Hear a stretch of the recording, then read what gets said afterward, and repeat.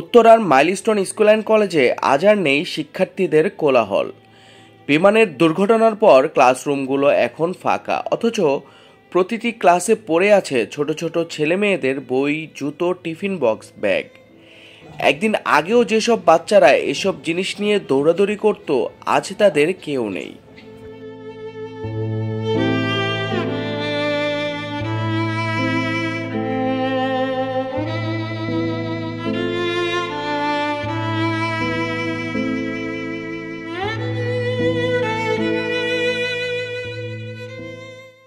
এই শূন্যতায় প্রতিটি বই, প্রতিটি জুতো, প্রতিটি টিফিন বক্স যেন বলে উঠছে, এখানে কারা ছিল, কি স্বপ্ন ছিল তাদের।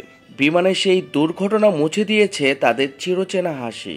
স্কুল ভবনের অলিগলিতে এখন শুধু বেঁচে আছে স্মৃতি।